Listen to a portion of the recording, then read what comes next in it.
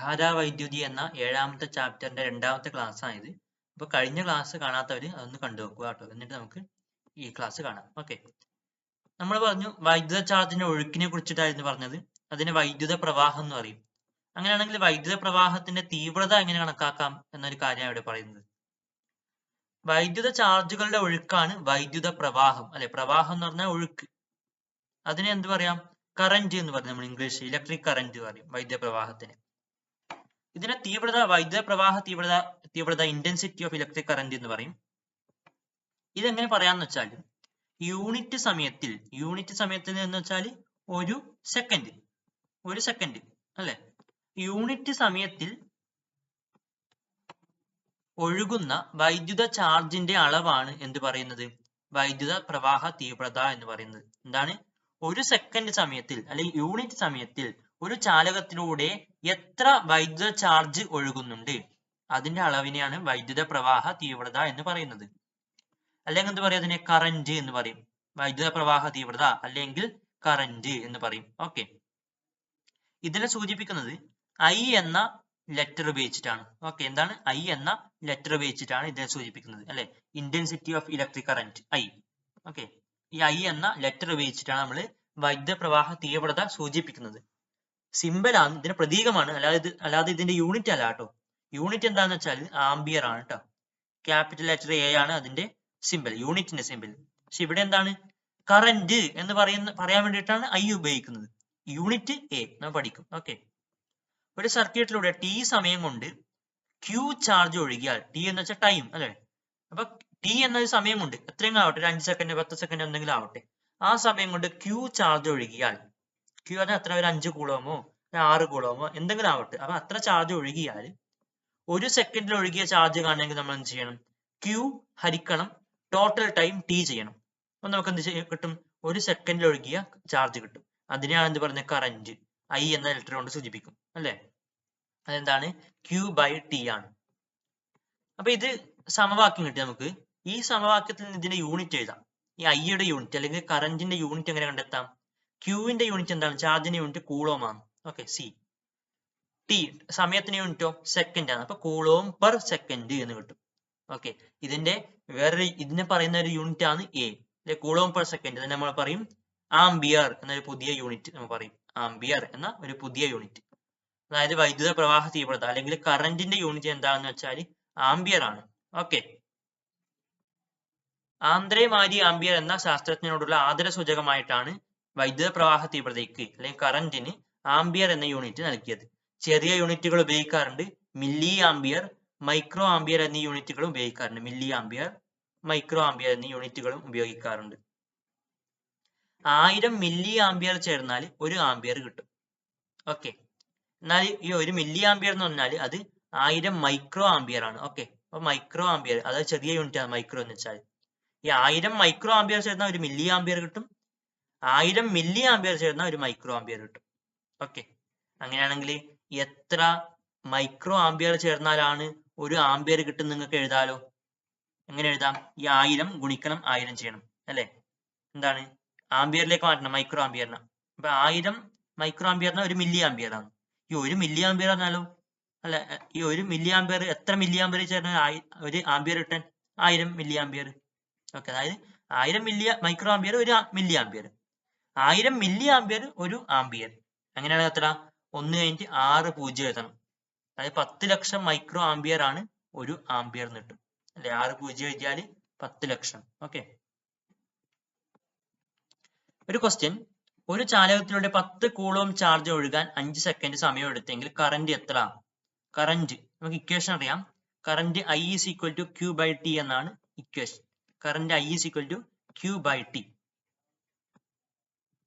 Okay, Q/T എന്ന equation. നമുക്ക് current അല്ല കണ്ടുപിടിക്കേണ്ടത്, I ആണ് കണ്ടുപിടിക്കേണ്ടത്. Q എത്ര തന്നിട്ടുണ്ട്? 10 തന്നിട്ടുണ്ട്. 10 നമ്മൾ എഴുതി. ഡിവൈഡഡ് ബൈ സമയം T എത്രയാണ്? 5, അതും എഴുതി. 10 ഹരിക്കണം 5 വെച്ചാൽ 2 ആംബിയർ, അല്ലെ? 10 ഹരിക്കണം 5 2. കറന്റ് അല്ലേ, അപ്പൊ യൂണിറ്റ് എന്താണ്? ആംബിയർ. 2 ആംബിയർ എന്ന് കിട്ടി. അടുത്ത ക്വസ്റ്റ്യൻ. ഒരു ചാലകത്തിലൂടെയുള്ള കറന്റ് തന്നിട്ടില്ല 1.5 ആംബിയർ. സമയം തന്നിട്ടുണ്ട് 3 സെക്കൻഡ് സമയത്തേക്ക് പ്രവഹിക്കുന്നെങ്കിൽ ചാലകത്തിലൂടെ ഒഴുകിയ വൈദ്യുത ചാർജിന്റെ അളവ് കണക്കാക്കാൻ പറഞ്ഞത്. ഓക്കെ, നമുക്ക് അറിയുന്ന ഇക്വേഷൻ എന്താണ്? I is equal to Q by T. ഇതിൽ ഐ നമുക്കറിയാം, 1/5 ആണ്.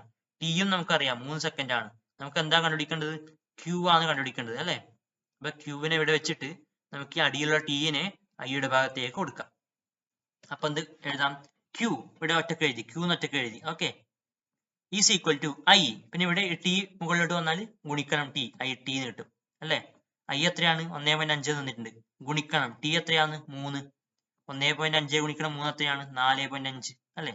1/5 1/5 3. പിന്നെ വീണ്ടും ഒരു 1/5 3 പ്രാവശ്യം ഉണ്ടല്ലോ. അപ്പൊ എത്രയായി? 4/5. യൂണിറ്റ് എന്താണ്? വൈദ്യുത ചാർജ് ആണ്. അപ്പൊ അതിന്റെ യൂണിറ്റ് കൂളോം. 4/5 കൂളോം. ഇനി കണ്ടോ, ഒരു ചാലകത്തിലൂടെയുള്ള വൈദ്യുത പ്രവാഹത്തിന്റെ ഒരു ചിത്രീകരണം കൊടുത്തിട്ടില്ലേ?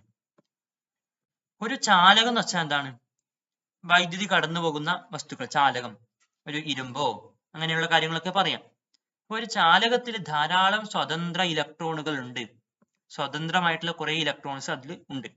അപ്പൊ ഒരു ചാലകത്തിൽ വൈദ്യുത പ്രവാഹം ഉണ്ടാക്കുന്നത് ഇവയുടെ സഹായത്തോടെയാണ്. അപ്പൊ ഇ എം എഫിന്റെ സ്രോതസ്സുമായിട്ട് ഒരു ചാലകം ബന്ധിപ്പിക്കുന്നു വിചാരിച്ചോ. ആദ്യം നമുക്കൊരു കാര്യം കാണാനുണ്ട്. ഞാൻ ഇവിടെ സൂചിപ്പിച്ചിട്ടുണ്ടോ? ഇതൊരു സെല്ലിന്റെ ചിത്രമാണ്, ഇതൊരു ബൾബിന്റെ ചിത്രമാണ് ഉദ്ദേശിച്ചത്. കണ്ടോ, നിങ്ങൾക്ക് അതിന്റെ സിമ്പിൾസ് പഠിക്കാനുണ്ടോ? സെല്ലിന്റെ പ്രതീകം ഇതാണ്, സെല്ലിന്റെ പ്രതീകം. ഇതില് ഓക്കെ, ഇങ്ങനെ വയറുമായി കണക്ട് ചെയ്തിട്ടുണ്ട്. ഇതിൽ വലിയ വര സൂചിപ്പിക്കുന്നത് പോസിറ്റീവ് ടെർമിനലിനെയാണ്. സെല്ലിന്റെ പോസിറ്റീവ് ഭാഗത്തിനെയാണ് വലിയ വര സൂചിപ്പിക്കുന്നത്. ചെറിയ വര നെഗറ്റീവ് ഭാഗത്തെയാണ്. ഇത് എളുപ്പത്തിൽ എങ്ങനെ മനസ്സിലാക്കാന്ന് വെച്ചാൽ ഓക്കെ, ഒരു ട്രിക്ക് ഉണ്ട്. ഈ നെഗറ്റീവ് എന്ന് പറഞ്ഞാൽ അത് എത്ര വരയുണ്ട്? ഒരു വര നെഗറ്റീവ്. ഓക്കെ, ഒരു വരയല്ലേ നെഗറ്റീവ്. ആ വരയാണ് ഞാൻ ഇവിടെ ഇങ്ങനെ വരച്ച് വിചാരിച്ചോ. ഓക്കെ, ഇനി പോസിറ്റീവ് ആണെങ്കിലോ ഇങ്ങനെ ഒരു വര, ഇങ്ങനെ ഒരു വര. അപ്പൊ ഈ രണ്ട് വര ഇങ്ങനെ വരക്കുന്നതിന് പകരം ഞാൻ ഇതിനെ മേലെ മേലെ വരച്ചു വിചാരിച്ചു. അപ്പൊ എന്താ, എനിക്ക് വലിയൊരു വര കിട്ടും അല്ലെ? വലിയൊരു വര കിട്ടും. വൈക്കം മുഹമ്മദ് ബഷീർ പറഞ്ഞൊക്കെ ഇമ്മിണി വലിയ ഒന്ന് പറയുന്നില്ല, അതുപോലെ ഒരു വലിയ വര കിട്ടി. നമുക്ക് ഒരു എളുപ്പം ട്രിക്ക് കിട്ടിയല്ലോ അല്ലെ? പോസിറ്റീവ് രണ്ട് വരകളുണ്ട്, അതിന്റെ മേലെ മേലെ വെച്ച വലിയ വര. അപ്പൊ അങ്ങനെയാണ് വലിയ വര സൂചിപ്പിക്കുന്നത് പോസിറ്റീവ്, ചെറിയ വര നെഗറ്റീവ്.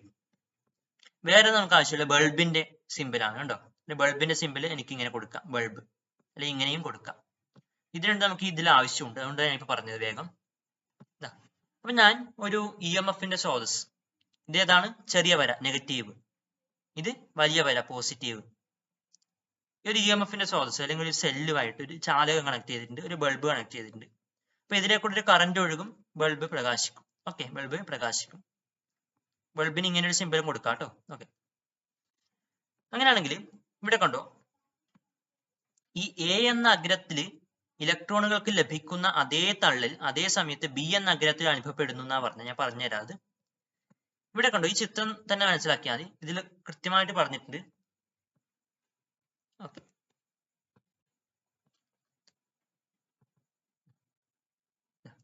ഓക്കെ, ഇങ്ങനെ ഒരു ചിത്രീകരണമാണുള്ളത്. അപ്പൊ ഇവിടെ ഇത് നെഗറ്റീവ് ഭാഗമാണ്. ഇലക്ട്രോണുകളുടെ ചാർജ് അല്ലേ നെഗറ്റീവ്. അങ്ങനെ നമുക്ക് ഈ ഭാഗത്ത് ഇലക്ട്രോൺസിന്റെ ഒരു കൂടുതൽ ഇലക്ട്രോൺസ് ഉണ്ട് എന്ന രീതിയിൽ നമുക്ക് വിചാരിക്കാം. ഓക്കെ, അപ്പൊ എന്താവും, ഇവിടെയല്ലേ നെഗറ്റീവ് ചാർജ് ഇവിടെ, പോസിറ്റീവ് ചാർജ് ഇവിടെ. അങ്ങനെയാണെങ്കിൽ ഈ നെഗറ്റീവ് ചാർജ് ഉള്ള ഭാഗത്ത് ഇലക്ട്രോൺസ് കൂടുതലുണ്ടെന്ന് വിചാരിക്കും. അപ്പൊ അങ്ങനെയാണെങ്കിൽ കൂടുതലുള്ള ഭാഗത്ത് നിന്ന് കുറഞ്ഞ ഭാഗത്തേക്ക് ഒഴുകാനല്ലേ ശ്രമിക്കല്. ഈ സെല്ലിന്റെ ഉള്ളിലെ കൂടി തന്നെ ഒഴുകാൻ കഴിയില്ല. ഓക്കെ, പുറത്തേ കൂടി മാത്രമേ ഒഴുകാൻ കഴിയൂ. അപ്പോൾ ഇലക്ട്രോൺസ് ഇവിടെ കൂടുതലായിട്ട് ഈ ഭാഗത്ത് ഉണ്ടാകുമ്പോൾ, അതായത് നെഗറ്റീവ് ചാർജ് ഉണ്ടാകുമ്പോൾ, ഓക്കെ മനസ്സിലായല്ലോ, ഇവിടെ നെഗറ്റീവ് ചാർജ് കൂടുതലായിട്ടുണ്ടാകുമ്പോൾ ഇവിടെ എന്താ, ഇവിടെ നെഗറ്റീവ് ചാർജ് കൂടുതലായിട്ടുണ്ട്. അപ്പൊ ഇലക്ട്രോൺസ് ആയിട്ട് വരുന്നു ഇവിടെ. ഓക്കെ, അപ്പൊ ഇതെന്താ, ഇങ്ങോട്ടൊരു തള്ളല് നടക്കും. അതായത് ഇതിനകത്തുള്ള സ്വതന്ത്ര ഇലക്ട്രോൺസ്, ഈ ചാലകത്തിലെ സ്വതന്ത്ര ഇലക്ട്രോണുകളെ ഈ ഒരു സൈഡിലോട്ട് തള്ളും. ഓൾറെഡി ഇവിടെ കുറെ നെഗറ്റീവ് ചാർജ് ഉണ്ട്. ഓക്കെ, ഇലക്ട്രോൺസിന്റെ ചാർജാണ് നെഗറ്റീവ് ചാർജ്. ഓൾറെഡി കുറെ നെഗറ്റീവ് ചാർജ് ഇവിടെ ഉണ്ട്. ഈ ഇലക്ട്രോൺസിന് നെഗറ്റീവ് ചാർജ്, അപ്പൊ ഒരേ ചാർജ് വരുമ്പോൾ എന്താവും, അവ വികർഷിക്കുകയല്ലേ ചെയ്യല്, തള്ളുകയല്ലേ ചെയ്യല്. അപ്പൊ ഈ നെഗറ്റീവ് ചാർജ് ഇവിടെ വന്ന് നിൽക്കുമ്പോൾ, ഇവിടെ നെഗറ്റീവ് ചാർജ് ഉണ്ടാകുമ്പോൾ ഇലക്ട്രോൺസിന്റെ ചാർജാണ് നെഗറ്റീവ് അറിയാം. അപ്പൊ ഈ നെഗറ്റീവ് ചാർജ് ഇവിടെ കൂടുതലായിട്ട് ഉണ്ടാകുന്ന സമയത്ത് ഈ ചാലകത്തിലുള്ള സ്വതന്ത്ര ഇലക്ട്രോണുകൾ ഇവ എന്താക്കും, തള്ളും, ഈ ഒരു ഡയറക്ഷനിലേക്ക് തള്ളും. ഓക്കെ, അതേ സമയത്ത് ഇവിടെയും ഒരു തള്ളല് ആ ഒരു ഡയറക്ഷൻ അനുഭവപ്പെടും. ഒരേ സമയത്താണ് കേട്ടോ. ഇവിടെ ഈ ഒരു ഡയറക്ഷനിൽ ഇലക്ട്രോണുകൾക്ക് ഒരു തള്ളൽ ലഭിക്കുമ്പോൾ അതേ സമയത്ത് ഈ ഭാഗത്തും എന്താണ്, ആ ഒരു ഡയറക്ഷനിൽ തന്നെ ഒരു തള്ളൽ ലഭിക്കും. അപ്പൊ അങ്ങനെ എന്താകും, ഈ തള്ളല് ഇവിടെ മുഴുവനായിട്ടുണ്ട്. ഓക്കെ, അപ്പൊ ഇലക്ട്രോൺസ് എന്താവും? ഈ ഒരു ഡയറക്ഷനിൽ ഒഴുകും ചാലകത്തിലേക്ക് കൂടി. പക്ഷെ ഇലക്ട്രോൺസ് ഒഴുകുന്നത് ഈ ഒരു ഡയറക്ഷനിലാണെന്ന് ഞാൻ പറഞ്ഞു. പക്ഷെ എന്നാലും വൈദ്യുത പ്രവാഹത്തിന്റെ ദിശ നമ്മൾ അതിന് ഓപ്പോസിറ്റ് ആയിട്ടാണ് എടുക്കാറ്. കണ്ടോ ചിത്രം കണ്ടോ? വൈദ്യുത പ്രവാഹ ദിശ ഇതിന് ഓപ്പോസിറ്റ് ആയിട്ടാണ് കൊടുത്തത്. പണ്ട് മുതലേ ആ ഒരു രീതിയാണ് സ്വീകരിച്ചു വരുന്നത്. ഇലക്ട്രോൺസ് ഈ ഒരു രീതിയിലാണ് ഒഴുകുന്നതെങ്കിലും നമ്മൾ പറയും വൈദ്യുതി പ്രവഹിക്കുന്നത്, വൈദ്യുത പ്രവാഹം ഇതിന് ഓപ്പോസിറ്റ് ആയിട്ട്, അല്ലെ, ഈ ഒരു ഡയറക്ഷനിലാന്ന് പറയും. ഓക്കെ, ഈ ഒരു കൺസെപ്റ്റ് പിടികിട്ടിയാൽ നിങ്ങൾക്ക് ഇത് കാണാപ്പാഠം പഠിക്കേണ്ട ആവശ്യമില്ല. ഇത്ര പിടികിട്ടിയാൽ തന്നെ നിങ്ങൾക്ക് മനസ്സിലാവും. ഓക്കെ, അപ്പൊ ഈ കാര്യം തന്നെ അവിടെ പറഞ്ഞിട്ടുള്ളത്. ചാലകം EMF-ന്റെ സ്രോതസ്സുമായിട്ട് ബന്ധിപ്പിച്ചിട്ടുണ്ട്. ചാലകത്തിൽ A എന്ന അഗ്രഭാഗത്ത് ലഭിക്കുന്ന അതേ തള്ളിൽ തന്നെ B എന്ന അഗ്രത്തിലും ലഭിക്കുന്നു പറഞ്ഞു. അതിനാൽ സ്രോതസ്സിന്റെ നെഗറ്റീവ് ടെർമിനലിൽ നിന്ന് സ്രോതസ്സിന്റെ നെഗറ്റീവ് ടെർമിനൽ ഇതാണ്. ഓക്കെ, ഇതാണ്. അപ്പൊ ഈ നെഗറ്റീവ് ടെർമിനലിൽ നിന്ന് ഈ സ്രോതസ്സിന്റെ പോസിറ്റീവ് ടെർമിനലിലേക്ക് എന്താണ്? ഇലക്ട്രോൺസ് ഒഴുകും. അതിനാൽ സ്രോതസ്സിന്റെ നെഗറ്റീവ് ടെർമിനലിൽ നിന്ന് ചാലകത്തിലേക്ക് പ്രവേശിക്കുന്ന ഇലക്ട്രോണുകളുടെ തുല്യ എണ്ണം ഇലക്ട്രോണുകൾ അതേസമയം തന്നെ ചാലകത്തിന്റെ രണ്ടാമത്തെ അഗ്രത്തിലൂടെ തിരിച്ച് സ്രോതസ്സിന്റെ പോസിറ്റീവ് ടെർമിനലിൽ എത്തുന്നു. അല്ലെ, ഞാൻ പറഞ്ഞു ഈ ഇലക്ട്രോൺസ് തന്നെ ഒഴുകിയിട്ട് ഇവിടം വരെ എത്താൻ വേണ്ടി കാത്തിക്കുന്നല്ല. ഇവിടുന്ന് ഒരു തള്ളൽ ഇലക്ട്രോൺസിന് ആ ഒരു ഡയറക്ഷനിൽ കിട്ടുമ്പോൾ അതേ സമയത്ത് ഇവിടുത്തെ ഇലക്ട്രോൺസിന് ഈ ഒരു ഡയറക്ഷനിൽ തള്ളൽ കിട്ടുന്നുണ്ട് അതേ സമയത്ത്. അതുകൊണ്ടാണ് സ്വിച്ച് ഓൺ ചെയ്ത ഉടനെ തന്നെ ഉപകരണങ്ങൾ പ്രവർത്തിക്കുന്നത്. അല്ലെ, എന്താണ്? ഇവിടുന്ന് ഇലക്ട്രോൺസിനെ ഇങ്ങോട്ട് തള്ളുന്ന സമയത്ത് ഇവിടുത്തെ ഇലക്ട്രോൺസിന് അതേ സമയത്ത് തള്ളൽ കിട്ടി. അപ്പൊ ഈ ഇലക്ട്രോൺസ് തന്നെ ഒഴുകി ഇങ്ങോട്ട് എത്തി ഫുള്ളായിട്ട് കവർ ചെയ്യേണ്ട ആവശ്യം വരുന്നില്ല. ഇവിടുന്ന് തള്ളൽ കിട്ടുമ്പോൾ അതേ സമയത്ത് ഇവിടുത്തെ ഇലക്ട്രോൺസിന് അങ്ങോട്ടൊരു തള്ളൽ കിട്ടുന്നുണ്ട്. അപ്പൊ അങ്ങനെ കണ്ടോ, തള്ളി ഇവിടം വരെ എത്തി വെച്ചാൽ മതി. അതുകൊണ്ടാണ് അതേ സമയം തന്നെ സ്വിച്ച് ഓൺ ചെയ്ത ഉടനെ തന്നെ ഉപകരണങ്ങൾ പ്രവർത്തിക്കുന്നത്. എന്നാൽ ഇൻസുലേറ്ററുകളിൽ, അല്ലെ, ഇൻസുലേഷൻ ടാപ്പ് എന്നൊക്കെ പറയാറില്ലേ, എന്നാൽ അതിലെ കൂടെ വൈദ്യുതി ഒഴുകുന്നില്ലല്ലോ. ഇൻസുലേറ്ററുകളിൽ സ്വതന്ത്ര ഇലക്ട്രോണുകളുടെ സാന്നിധ്യം വളരെ കുറവായിരിക്കും. അതുകൊണ്ട് അതിലെ കൂടി വൈദ്യുതി ഒഴുകുന്നില്ല. സ്വതന്ത്ര ഇലക്ട്രോണുകളില്ല, വൈദ്യുതി ഒഴുകുന്നില്ല. ഓക്കെ, ഒരു ചാലകത്തിലൂടെ ഇപ്പൊ പറഞ്ഞ കാര്യമാണ്, വൈദ്യുത പ്രവാഹം ഉണ്ടാകുമ്പോൾ ഇലക്ട്രോണുകൾ വൈദ്യുത സ്രോതസ്സിന്റെ നെഗറ്റീവിൽ നിന്ന് പോസിറ്റീവിലേക്കാണ് ഒഴുകുന്നത്. ഡീറ്റെയിൽ ആയിട്ട് പറഞ്ഞു ഇപ്പോ. എങ്കിലും വൈദ്യുത പ്രവാഹത്തിന്റെ ദിശ നമുക്ക് നേരെ ഓപ്പോസിറ്റ് ആയിട്ടാണ് പറയുന്നത്, പോസിറ്റീവിൽ നിന്നും നെഗറ്റീവിലേക്ക് എന്ന്. ഓക്കെ, ഇമ്പോർട്ടന്റ് ആണ്, കൺസെപ്റ്റ് ആണ്, അല്ലെ, ഇമ്പോർട്ടന്റ് കൺസെപ്റ്റ് ആണ്. മനസ്സിലായിട്ടില്ലെങ്കിൽ കുറച്ച് ബാക്ക് എടുത്തിട്ട് ഒന്നുകൂടി ഞാൻ ചിത്രത്തിനെ വിശദീകരിക്കുന്ന ഒന്നുകൂടി കണ്ടു നോക്കുക. നിത്യജീവിതത്തിൽ നമ്മൾ ഉപയോഗിക്കുന്ന സർക്യൂട്ടുകളുടെ വൈദ്യുത പ്രവാഹ തീവ്രത, കറന്റ്, പിന്നെ ചാർജിന്റെ അളവ്, സമയം എന്നിവ ഉപയോഗിച്ച് ഗണിത സമവാക്യത്തിലൂടെ കണ്ടുപിടിക്കുക എന്നത് പ്രായോഗികമല്ല. അല്ലെ, ഇത്തരം കാര്യങ്ങൾ ഗണിത സമവാക്യങ്ങൾ കൊണ്ട് കണ്ടുപിടിക്കുക പറഞ്ഞാൽ അത്ര എളുപ്പമല്ല. നിങ്ങൾ ആലോചിച്ചപ്പോ ഒരു ടെക്നീഷ്യൻ എന്തെങ്കിലും ഒന്ന് റിപ്പയർ ചെയ്യുന്ന സമയത്ത് അവർ ഇതൊക്കെ കണക്ക് കൂട്ടിയിട്ട് കണ്ടുപിടിക്കുക പറഞ്ഞാൽ അത് കുറച്ച് പ്രയാസകരമായ കാര്യമാണ്. അതുകൊണ്ട് നമ്മൾ എന്താണ്, കുറച്ച് ഉപകരണങ്ങൾ ഉപയോഗിക്കുന്നുണ്ട്. അമ്മീറ്റർ എന്ന ഉപകരണം എന്തിനു ഉപയോഗിക്കുന്നു? കറന്റ് അളക്കാൻ വേണ്ടി ഉപയോഗിക്കുന്നു. വോൾട്ട് മീറ്ററോ അത് വോൾട്ടേജ്, പൊട്ടൻഷ്യൽ വ്യത്യാസം അളക്കാൻ വേണ്ടി ഉപയോഗിക്കുന്നു. ഓക്കെ, ഒരു സർക്യൂട്ടിൽ അമ്മീറ്റർ ഘടിപ്പിക്കുന്ന രീതി മനസ്സിലാക്കൂ. അമ്മീറ്റർ കണ്ടോ, 7.18 ഒരു അമ്മീറ്റർ ഘടിപ്പിക്കുന്ന രീതി മനസ്സിലാക്കാൻ പറഞ്ഞിട്ടുണ്ട്. കണ്ടോ, ഒരു അമ്മീറ്റർ ഘടിപ്പിച്ചിട്ട് എങ്ങനെയാണ്? ഒരു സർക്യൂട്ട് ഉണ്ട്, അതിനിടയിൽ തന്നെ അമ്മീറ്റർ കണക്ട് ചെയ്തിട്ടാണല്ലേ. കണ്ടോ, ഇങ്ങനെ പോകേണ്ട വയർ, അപ്പൊ അതിനിടയിൽ ഈ വയറിന്റെ ഇടയിൽ തന്നെ എന്താണ് അമ്മീറ്റർ കണക്ട് ചെയ്തത്. അമ്മീറ്ററിന്റെ ഉള്ളിൽ കൂടിയാണ് ഈ സർക്യൂട്ട് പൂർത്തിയാക്കുന്നത്. അപ്പൊ അങ്ങനെയാണെങ്കിൽ ശ്രേണി രീതിയിലാണ് അമ്മീറ്റർ ഘടിപ്പിക്കുന്നത്. ഓക്കെ, ഇവിടെ കണ്ടോളൂ, ഒരു വൈദ്യുത സർക്യൂട്ടിൽ ബന്ധിപ്പിച്ചിരിക്കുന്ന അമ്മീറ്ററിൽ 1 ആംപിയർ റീഡിംഗ് കാണിക്കുന്നു കറന്റ്. ഓക്കെ, I നമുക്ക് കിട്ടി 1 ആംപിയർ. എങ്കിൽ 1 സെക്കൻഡ് കൊണ്ട് അമ്മീറ്ററിലൂടെ ഒഴുകുന്ന ചാർജ് എത്രയാണ് ചോദ്യം. നമുക്ക് അറിയുന്ന ഇക്വേഷൻ എന്താണ്? I is equal to Q/T എന്നാണ്. I നമുക്കറിയാം 1 ആംപിയർ, Q അറിയില്ല, അതാണ് കാണേണ്ടത്. ടൈം അറിയാം 1 സെക്കൻഡ്. അങ്ങനെയാണെങ്കിൽ അറിയാത്ത T യെ എനിക്കിവിടെ അറിയുന്ന I യുടെ ഒന്നിച്ച് വെക്കാം. അപ്പൊ എന്താണ്, ഹരിക്കണം T ഇപ്പുറത്തേക്ക് പോകുമ്പോൾ ഗുണിക്കണം T എന്നായി. ഓക്കെ, അപ്പൊ I ഗുണിക്കണം T എന്ന് വന്നു, അതായത് IT എന്ന് എഴുതി. കണ്ടോ, I ഗുണിക്കണം T, Q മാത്രം ഒറ്റപ്പെട്ടു. ഇനി അറിയുന്ന സംഭവം നമുക്ക് എഴുതാം, I 1 അല്ലേ, ഗുണിക്കണം ടൈം എത്രയാണ്, അതും 1 ആണ്. 1 ഗുണിക്കണം 1 എത്രയാണ്, 1 തന്നെയാണ്.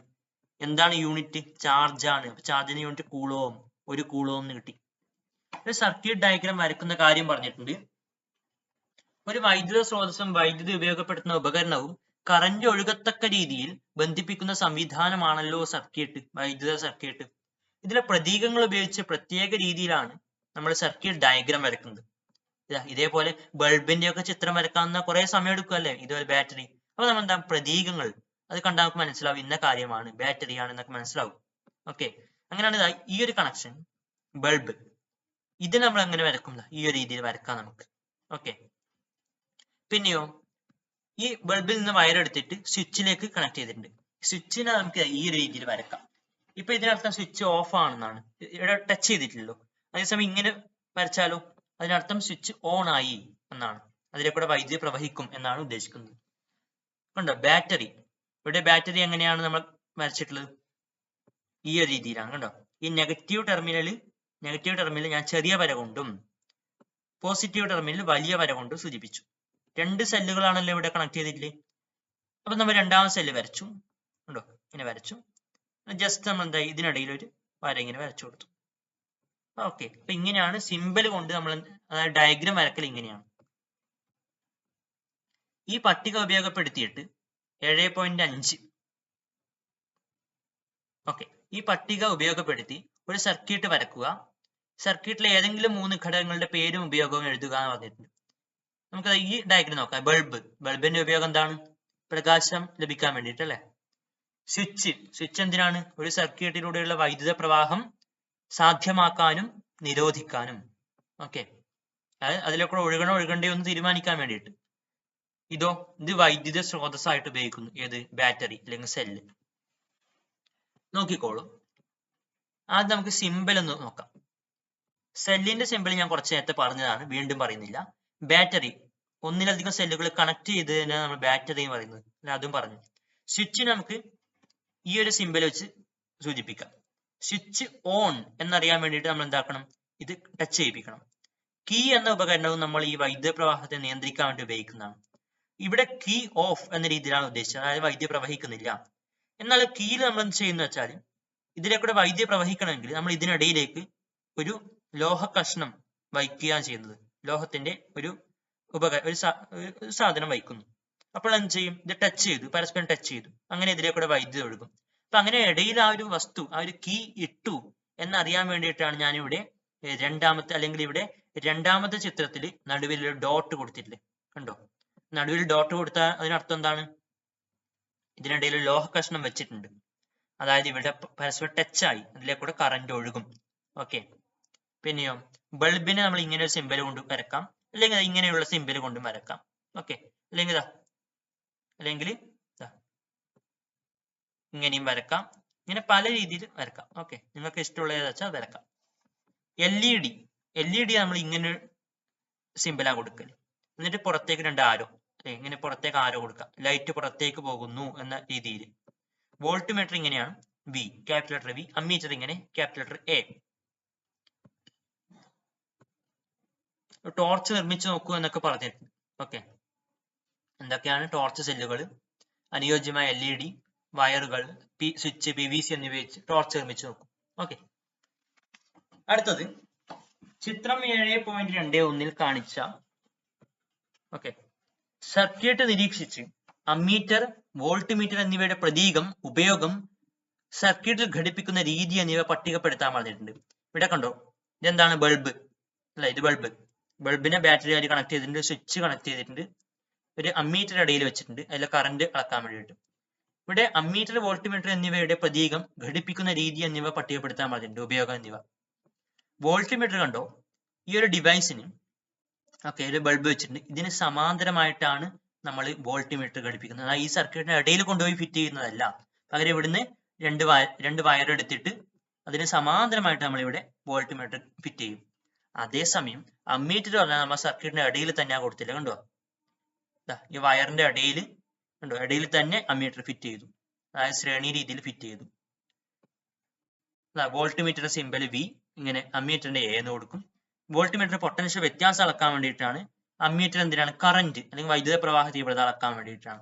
വോൾട്ട് മീറ്റർ ഉപകരണത്തിന് സമാന്തരമായിട്ടാണ് ഘടിപ്പിക്കുന്നത്, അമ്മീറ്റർ ഉപകരണത്തിന് ശ്രേണി രീതിയിലാണ് ഘടിപ്പിക്കുന്നത്. അമ്മീറ്ററിന്റെ പോസിറ്റീവ് ടെർമിനൽ സെല്ലിന്റെ പോസിറ്റീവിനോടും നെഗറ്റീവ് ടെർമിനൽ സെല്ലിന്റെ നെഗറ്റീവിനോടും ബന്ധിപ്പിക്കണം. വോൾട്ട് മീറ്റർ അതേപോലെ തന്നെയാണ്. വോൾട്ട് മീറ്ററിന്റെ ബാക്കി അതേപോലെ നേരത്തെ അപ്പുറം പറഞ്ഞ പോലെ തന്നെ, ഇവിടെ പറഞ്ഞതുപോലെ തന്നെ വോൾട്ട് മീറ്ററിന്റെ പോസിറ്റീവ് ടെർമിനൽ സെല്ലിന്റെ പോസിറ്റീവ് ടെർമിനലുമായിട്ടും നെഗറ്റീവ് ടെർമിനൽ സെല്ലിന്റെ നെഗറ്റീവ് ടെർമിനലുമായിട്ട് ഘടിപ്പിക്കണം. കണ്ടോ, ചിത്രത്തിൽ കണ്ടോ, ഇതല്ലേ സെല്ലിന്റെ നെഗറ്റീവ് ടെർമിനൽ. അപ്പൊ ഈ നെഗറ്റീവ് ടെർമിനലുമായിട്ടല്ലേ ഈ വോൾട്ട് മീറ്റർ നെഗറ്റീവ് ഘടിപ്പിച്ചിട്ട് നോക്കിക്കോളൂ. ഇത് നെഗറ്റീവ് ഇങ്ങനെ പോയി നെഗറ്റീവ് നെഗറ്റീവ് ആയിട്ട് ഘടിപ്പിച്ചിട്ടുണ്ട്. ഇവിടെ ഇത് പോസിറ്റീവ്, ഈ പോസിറ്റീവ് ഇങ്ങനെ പോയി എന്താ സെല്ലിന്റെ പോസിറ്റീവ് ആയിട്ട് ഘടിപ്പിച്ചിട്ടുണ്ട്. ഓക്കെ, അപ്പോൾ നമ്മൾ പൊട്ടൻഷ്യൽ വ്യത്യാസം, കറന്റ് എന്നിവ എന്താണെന്ന് മനസ്സിലാക്കി.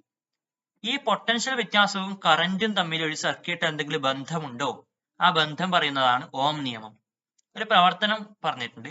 രണ്ട് ടോർച്ച് സെല്ലുകൾ ഇതാ ഇവിടെ കൊടുത്തിട്ടുണ്ട്. രണ്ട് ടോർച്ച് സെല്ലുകൾ, അമ്മീറ്റർ കൊടുത്തിട്ടുണ്ട് കേട്ടോ, അമ്മീറ്റർ, പിന്നെ പ്രതിരോധകം. പ്രതിരോധകം എന്ന് പറഞ്ഞാൽ ഒരു സർക്യൂട്ടിൽ നിശ്ചിത പ്രതിരോധം ഏർപ്പെടുത്തുന്നത്. നമ്മൾ പഠിക്കും അത്. ഓക്കെ, തൽക്കാലം ഇങ്ങനെ വിചാരിച്ചു. ഒരു പ്രതിരോധകം കൊടുത്തിട്ടുണ്ട്. ഓക്കെ, അത് പഠിക്കാൻ ഡീറ്റെയിൽ ആയിട്ട് പ്രതിരോധകത്തിനെ കുറിച്ചിട്ട് തൽക്കാലം മനസ്സിലാക്കും. ഒരു പ്രതിരോധക ഇടക്ക് കൊടുത്തിട്ടുണ്ട്.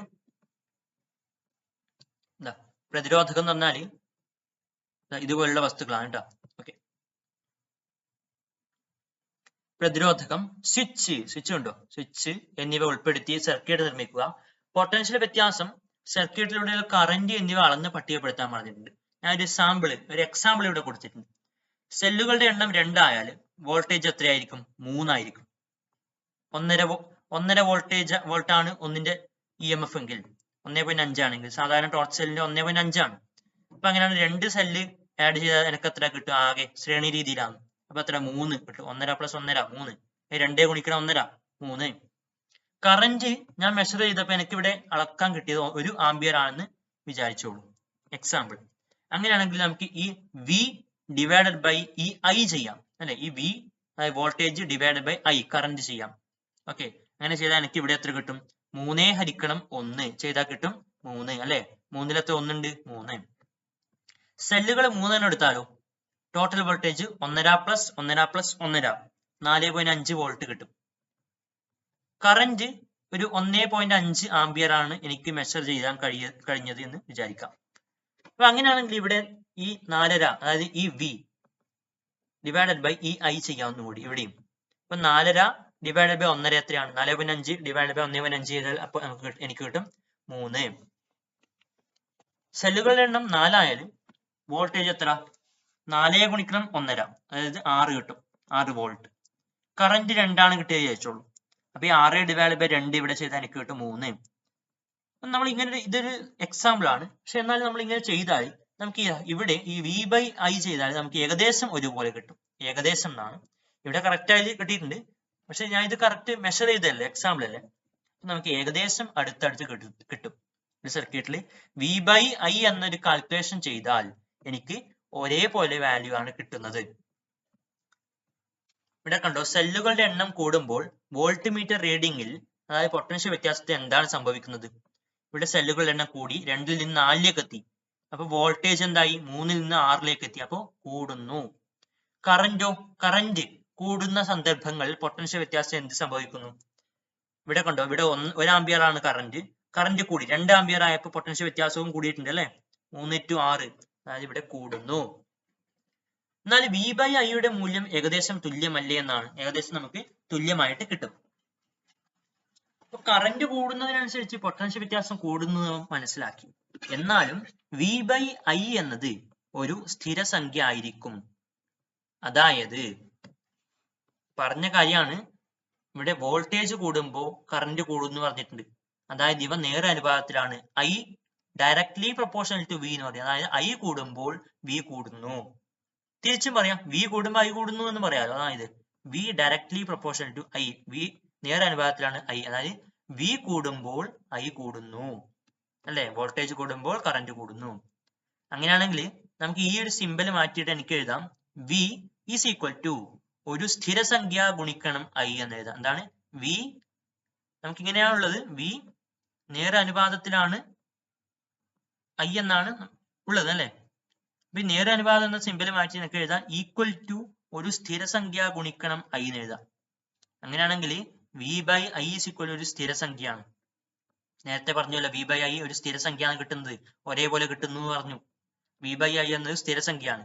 ഈ സ്ഥിരസംഖ്യ സർക്യൂട്ടിലെ പ്രതിരോധത്തിന് തുല്യമായിരിക്കും. ഇത് R എന്ന അക്ഷരം കൊണ്ട് സൂചിപ്പിക്കുന്നു അല്ലെ. R is equal to V by I. ഈ സ്ഥിരസംഖ്യ നമുക്ക് പറയാം അത് പ്രതിരോധമാണെന്ന് പറയും. ആ സർക്യൂട്ടിന്റെ പ്രതിരോധമാണത് V by I എന്ന സംഖ്യ. അപ്പൊ ഇവിടെ നമ്മൾ വോൾട്ടേജും കറന്റും ഒക്കെ മാറിയപ്പോഴും ഇത് സർക്യൂട്ടിന്റെ ഒരു പ്രത്യേകതയായിരുന്നു, സർക്യൂട്ടിന്റെ പ്രതിരോധമായിരുന്നു. അതുകൊണ്ടാണ് ഒരേപോലെ കിട്ടിയത്. പ്രതിരോധം എന്ന് പറഞ്ഞാൽ എന്താണ്? തടസ്സം എന്ന് പറയാം. ആ സർക്യൂട്ടിലേക്കുള്ള വൈദ്യുത പ്രവാഹത്തിനെ തടസ്സപ്പെടുത്തുന്നത്, ആ സർക്യൂട്ടിനെ തടസ്സപ്പെടുത്താനുള്ള കഴിവ്. ഒരു ചാലകത്തിലൂടെയുള്ള വൈദ്യുത പ്രവാഹത്തെ എതിർക്കാനുള്ള ചാലകത്തിന്റെ സവിശേഷതയാണ് പ്രതിരോധം. ഓക്കെ, ഇതിന്റെ യൂണിറ്റ് പറയാം. ഓക്കെ, യൂണിറ്റ് ഇവിടെ പറയുന്നുണ്ട്. ഓക്കെ, ഒരു സർക്യൂട്ടിലെ പൊട്ടൻഷ്യൽ വ്യത്യാസവും കറന്റും തമ്മിലുള്ള ബന്ധം കണ്ടെത്തിയത് ജോർജ് സൈമൺ ഓം എന്ന ശാസ്ത്രജ്ഞനാണ്. താപനില വ്യത്യാസപ്പെടുന്നതിനനുസരിച്ച് സർക്യൂട്ടിലെ പ്രതിരോധവും മാറുന്നു. ഈ പ്രതിരോധം എന്ന് പറയുന്നത് മാറാതെ നമുക്ക് കിട്ടുന്നത് ഒരേ താപനിലയിൽ ഉണ്ടാകുമ്പോഴാണ്. എന്നാൽ ഇവിടെ താപനില മാറിക്കൊണ്ടിരിക്കുന്നുണ്ടെങ്കിൽ പ്രതിരോധവും മാറും. ഓക്കെ, ഇത് ഒരേ താപനിലയിൽ ഉണ്ടാകുമ്പോൾ ഉള്ള കാര്യമാണ് പറഞ്ഞത്. അന്തരീക്ഷ താപനിലയൊന്നും അധികം മാറാതിരിക്കുമ്പോൾ ഉള്ള ഒരു അവസ്ഥ. ഓക്കെ, അതേസമയം സർക്യൂട്ട് നന്നായിട്ട് ചൂടാവുന്നുണ്ടെങ്കിലോ അവിടെ പ്രതിരോധം മാറാൻ ചാൻസ് ഉണ്ട്. ഇവിടെ ഒരേപോലുള്ള വാല്യൂസ് കിട്ടണം നിർബന്ധമില്ല ഈ സർക്യൂട്ട് ചൂടാവുന്നുണ്ടെങ്കിൽ. ഓക്കെ, അതാണ് ഇവിടെ പറഞ്ഞിട്ടുള്ളത്. ഓം നിയമം അതാണ് പഠിക്കുന്നത്. ഓം നിയമം സിമ്പിൾ ആണ്, ഈ പറഞ്ഞ കാര്യം തന്നെയാണ്. എക്സ്ട്രാ ഉള്ളത് എന്താണ്? താപനില സ്ഥിരമായിരുന്നാൽ ഒരു ചാലകത്തിലൂടെയുള്ള കറന്റ് അതിന്റെ രണ്ട് അഗ്രങ്ങൾക്കിടയിലുള്ള പൊട്ടൻഷ്യൽ വ്യത്യാസത്തിന് നേരനുപാതത്തിലായിരിക്കും. ഇത് ഓം നിയമം എന്നറിയപ്പെടുന്നു. ഈ ഇക്വേഷൻ ഇമ്പോർട്ടന്റ് ആണ്. പ്രതിരോധം R is equal to V by I. Okay, R എന്ന പ്രതിരോധം, V എന്നാൽ പൊട്ടൻഷ്യൽ വ്യത്യാസം, I കറന്റ്. അങ്ങനെയാണെങ്കിൽ പ്രതിരോധത്തിന്റെ യൂണിറ്റ് എന്നാൽ പൊട്ടൻഷ്യൽ വ്യത്യാസത്തിന്റെ യൂണിറ്റ് എന്താണ്? വോൾട്ട് അല്ലെ? വോൾട്ട് V ഡിവൈഡ് ബൈ കറന്റിന്റെ unit ampere. Volt by ampere, volt per ampere എന്ന് കിട്ടും. ഇതിന് നമ്മൾ പുതിയൊരു യൂണിറ്റ് പറയും, അതാണ് ഓം. സിമ്പിൾ ഇതാണ്, കണ്ടോ? ഇങ്ങനെ പുതിയൊരു സിമ്പിൾ ആണ്, ഓം എന്നാണ് വായിക്കാറ്. ഓക്കെ, പ്രതിരോധത്തിന്റെ യൂണിറ്റ് ആയ വോൾട്ട് പെർ ആംബിയർ എന്നത് ഓം എന്നും അറിയപ്പെടുന്നു. ഉയർന്ന യൂണിറ്റ് ആയ കിലോ ഓം, ഒരു കിലോ എന്ന് പറഞ്ഞാൽ 1000, അപ്പൊ ഒരു കിലോ എന്ന് പറഞ്ഞാൽ 1000 ഓം. പിന്നെ മെഗാ ഓം എന്നിവയെ ഉപയോഗിക്കുന്നു. മെഗാ എന്ന് വെച്ചാൽ 1000 കിലോ ഓം ചേർന്നതാണ് ഒരു മെഗാ ഓം. ഈ കിലോ എന്ന് വെച്ചാൽ എന്താണ്? അത് 1000 അല്ലേ? അപ്പൊ ഇവിടെ ടോട്ടൽ എത്ര പൂജ്യം വരും? ഈ 3 പൂജ്യവും ഈ കിലോയുടെ 3 പൂജ്യം, അപ്പൊ 6 പൂജ്യം. അതായത് 10⁻6 10⁻6 ഓം എന്ന് എഴുതി. അതായത് ഒരു മെഗാ ഓം എന്ന് വെച്ചാൽ 10⁻6 ഓം ആണ്, 10 ലക്ഷം ഓം ആണ്. എന്താണ് പ്രതിരോധത്തിന് കാരണം? ഒരു ചാലകത്തിലൂടെ വൈദ്യുത പ്രവാഹം ഉണ്ടാകുമ്പോൾ ചാലകത്തിലെ സ്വതന്ത്ര ഇലക്ട്രോണുകളും ആറ്റങ്ങളും തമ്മിലുള്ള കൂട്ടിമുട്ടലുകളാണ് പ്രതിരോധത്തിന് കാരണം. ഓക്കെ, എന്താ ഒരു ചാലകത്തിലെ കൂടെയുള്ള വൈദ്യുത പ്രവാഹം ഉണ്ടാകുമ്പോൾ ഇതിലെ ആറ്റങ്ങളും സ്വതന്ത്ര ഇലക്ട്രോണുകളൊക്കെ കൂട്ടിമുട്ടും. അപ്പൊ അവരുടെ ആ ഒരു യാത്രയ്ക്ക് എന്താണ്? ഒരു തടസ്സമാണ് അവിടെ ഉണ്ടാകുന്നത്. അപ്പൊ അതാണ് പ്രതിരോധത്തിന് കാരണം എന്നാണ് പറഞ്ഞത്.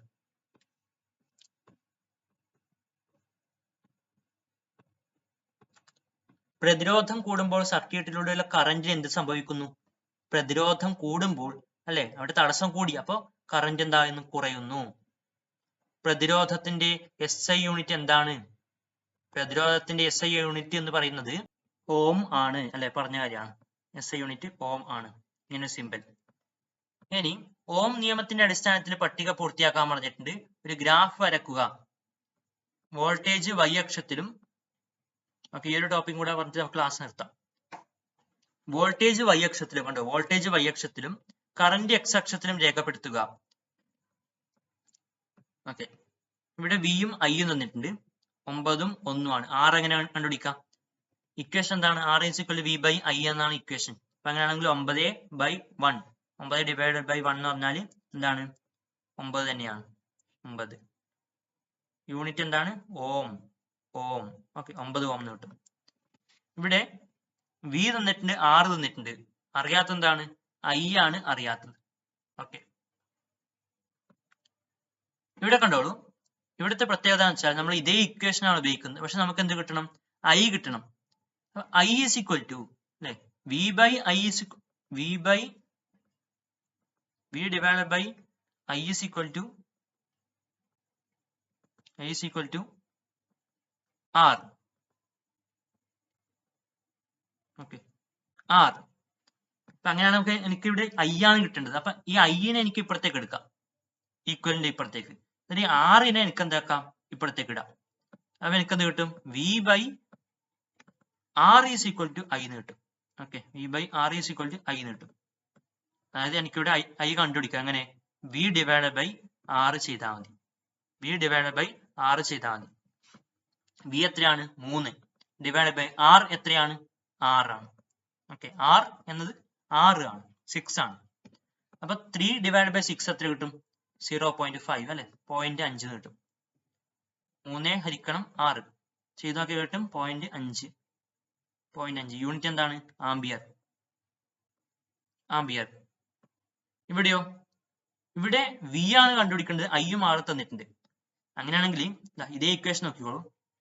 ഇതിൽ വി ആണ് കണ്ടുപിടിക്കാൻ, വി മാത്രം ഇവിടെ വെച്ചിട്ട് ഈ ഐനെ ഇപ്പുറത്തേക്ക് കൊടുക്കാം. അപ്പൊ എന്ത് കിട്ടും? 6 ഗുണിക്കണം ഐ എന്ന് കിട്ടും. അപ്പൊ 6 എത്രയാണ്? 3 ആണ്. ഓക്കെ, ഐ പറഞ്ഞാൽ 2 ആണ്. 3 ഗുണിക്കണം 2 വെച്ചാൽ 6. 3 2 6. 6. ഓക്കെ, അപ്പൊ 6 വോൾട്ട്. ഇത് വെച്ചിട്ടാണ് ഞാൻ ഇവിടെ ഗ്രാഫ് വരക്കേണ്ടത്. ഓക്കെ, അപ്പൊ ഇതെങ്ങനെ വരക്കാം? നമ്മുടെ ഗ്രാഫിൽ ഒരു അനുയോജ്യമായ തോത് ഉപയോഗിക്കണം നമ്മൾ, അല്ലെ? ഇവിടെ വോൾട്ടേജ് കണ്ടോളൂ. 3 വേണം, 6 വേണം, 9 വേണം. നമുക്ക് അത്ര തോത് അത്ര ഒരു 3 വോൾട്ട് വീതം ഇടവേളയിൽ കൊടുത്താൽ മതി. അതായത് വൈ ആക്സിസിൽ ഞാൻ 1 centimetre is equal to 3 volt, 3 volt എന്ന രീതിയിലാണ് ക്രമീകരിച്ചത്. 0, 3, 6, 9 അല്ലെ, നമുക്ക് എല്ലാം രേഖപ്പെടുത്താം അല്ലെ. ഇനി ഐ ഇതിലോ എക്സ് ആക്സിലോ, അതായത് ഐ എന്ത് വേണം? കറന്റ് 0.5 വേണം, 1 വേണം, 2 ആംബിയർ വേണം. അപ്പൊ എനിക്ക് എങ്ങനെ ഒരു 0.5 ഇടവേളയിൽ വരക്കാം. 0.5, 1, 1.5, 2, 2.5 അങ്ങനെ കൊടുക്കാം. അപ്പൊ എനിക്ക് എങ്ങനെ ചെയ്യാം? 0, പിന്നെ 0.5, 1, 1.5, 2, 2.5 അങ്ങനെ കൊടുക്കാം. തോത് വെച്ചാൽ എക്സ് ആക്സിൽ 1 സെന്റിമീറ്റർ സമം 0.5 ആംബിയർ എന്ന രീതിയിലാണ് കൊടുത്തത്. അപ്പൊ അങ്ങനെ നമുക്ക് ഇത് പട്ടികയിൽ കൊടുത്ത് നമുക്ക് ഇവിടെ ഗ്രാഫ് വരക്കാം എളുപ്പത്തിൽ. അങ്ങനെ 9 വോൾട്ട് അല്ലെ, 9 വോൾട്ട് ഉണ്ടാകുമ്പോൾ 1 ആംബിയർ. അപ്പൊ അങ്ങനെയാണെങ്കിൽ ഇവിടെ 9 വോൾട്ട് എവിടെയാണ്? ഇവിടെയാണുള്ളത് അല്ലെ, ഇവിടെയാണ് 9 വോൾട്ട് ഉള്ളത്. അപ്പൊ 1 ആംബിയർ വേണം. അതായത് 9 വോൾട്ട് നമുക്ക് ഇങ്ങനെ ഡോട്ട് ഡോട്ട് ആയിട്ട് വരക്കാം. ഡോട്ട് ഡോട്ട് വരച്ചാൽ ഇങ്ങനെ പോകും. ഓക്കെ, ആ സമയത്ത് എന്താണ് വേണ്ടത്? 1 ആംബിയർ കറന്റ് ആണുള്ളത്. അപ്പൊ 1 എന്ന് എഴുതിയെടുക്കുന്ന മേലോട്ടും ഡോട്ട് ഡോട്ട് ലൈൻ വരക്കാം. ഇത് എവിടെയാണ് ടച്ച് ചെയ്യുന്നത്? ഓക്കെ, ഇത് എവിടെയാണ് ടച്ച് ചെയ്യുന്നത്? ഈ ഒരു പോയിന്റിലാണ്.